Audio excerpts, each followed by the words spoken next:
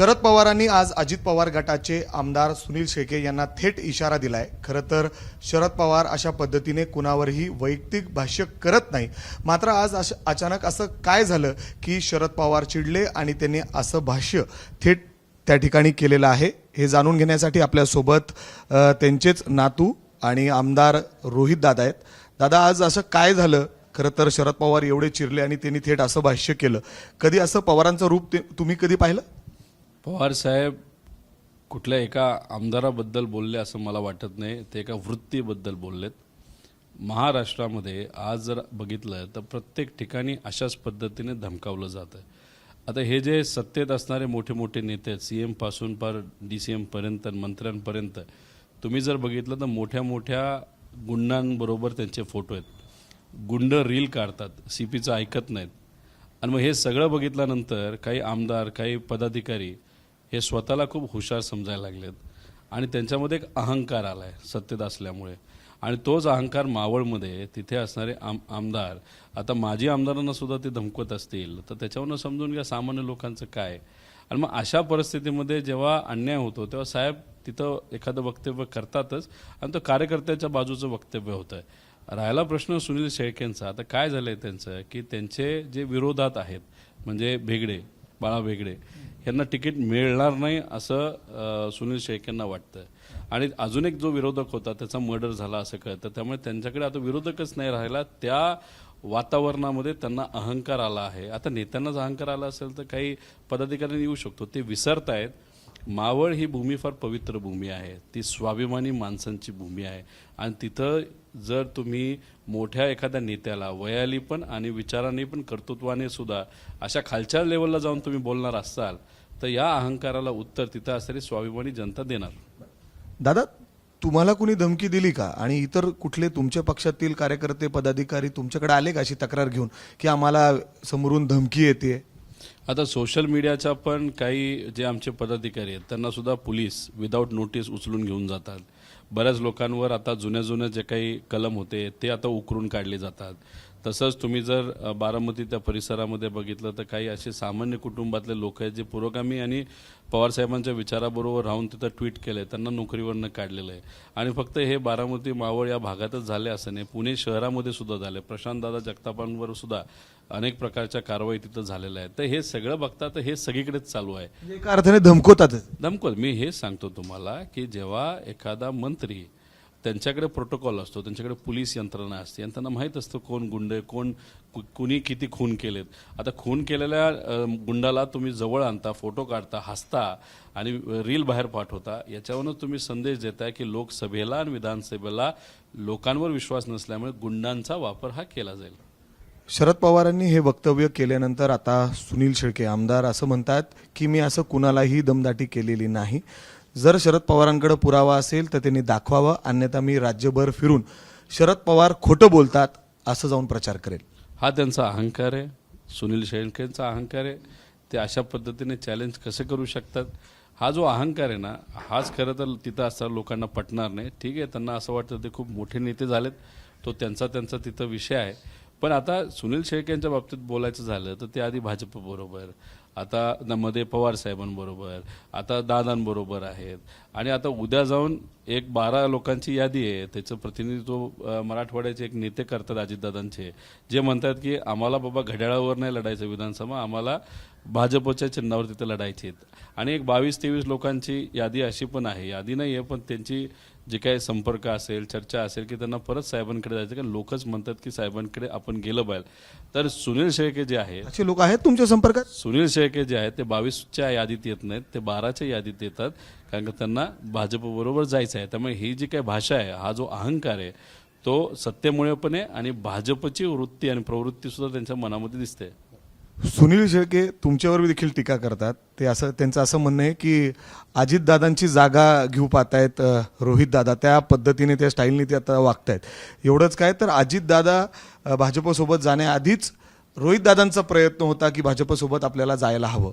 आता ते भाजपबरोबर गेलेले आहेत तर भाजपचे एक खासियत आहे खोटं बोलायचं।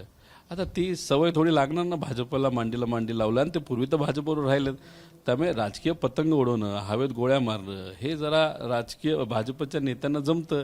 ते जवळ गेल्यामुळे ते बोलतायत. आणि राहिला प्रश्न ह्याचा, म्हणजे काय दुसरा प्रश्न होता तुमचा? अजितदादांची जागा खरं तर पोकळी निर्माण झाली आहे, ती जागा अजितदादांची जागा आता रोहित दादा घेत आहेत, आहे का तसं? एक तर दादांसारखा माझा स्वभाव नाही. दुसरं, दादांचा कसा स्वभाव आहे?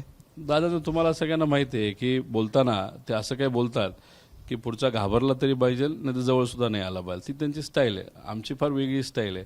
आम्ही छोटा कार्यकर्ता. आता कसं आहे, मला क्रिकेट आवडतं. आता दादा, भुजबळ साहेब आणि हेच ते सगळे मोठे नेते आहेत.